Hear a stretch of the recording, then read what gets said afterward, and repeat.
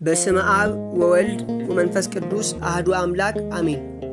የአብይ ጾም በገባ አራተኛው ሳምንት ላይ የሚታሰበው መጻጉዕ ወይም ደግሞ በዮሐንስ ወንጌል ምዕራፍ 5 ላይ ተጽፎ እንደምናነበው 38 ዓመት ሙሉ በጸበሉ ስፍራ ተኝቶ እንደነበረው እነሆ ያንን ሕመምተኛ ጌታችን መድኃኒታችን ኢየሱስ ክርስቶስ እንደፈወሰው ቤተክርስቲያናችን ልጆቿ እንዲያስቡት የምታደርግበት ትልቅ ቀን ነው።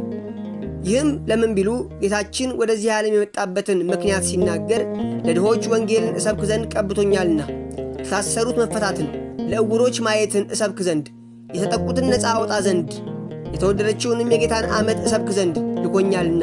ሉቃስ 4:17። ባለመድኃኒትም መድኃኒትም የሆነው ጌታችን መድኃኒታችን ኢየሱስ ክርስቶስ መልአኩ ውሃውን ሲያናውጥ ተሸክሞት ወደ ጸበሉ የሚወስደው አጋዥ ረዳት ወደሌለው ወደ አንድ የ38 ዓመት በሽተኛ መጥቶ ልትድን ትወዳለህን ብሎ ጠየቀው።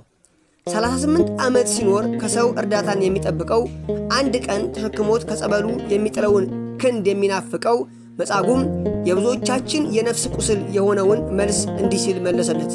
ጌታ ሆይ ወደ መጠመቂያው የሚያስገባኝ ሰው የለኝም። ከትምህርት ቤት እስከ መስሪያ ቤት፣ ከዘማሪ እስከ ቆሎ ተማሪ፣ ካስቀዳሽ እስከ ቀዳሽ ሰው የለኝም በሚል በነፍስ ቁስል ተጠቅተናል።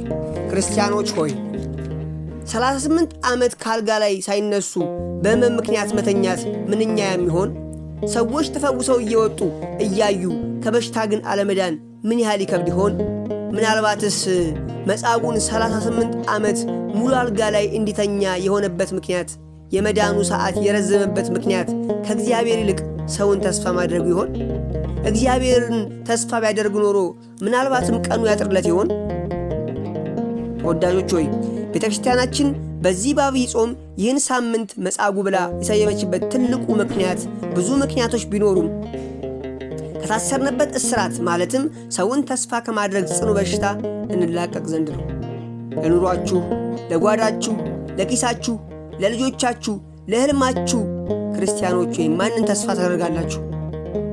ሰማይን የዘረጋ ምድርን ያጸና መላእክት በፊቱ በፍርሃት የሚሰግዱለት ቀናቶች የሚታዘዙለት ጌታችን መድኃኒታችን እርሱ ተስፋ ለቆረጡ ተስፋቸው ተስፋ ይሁናችሁ ይሁነን። አሜን።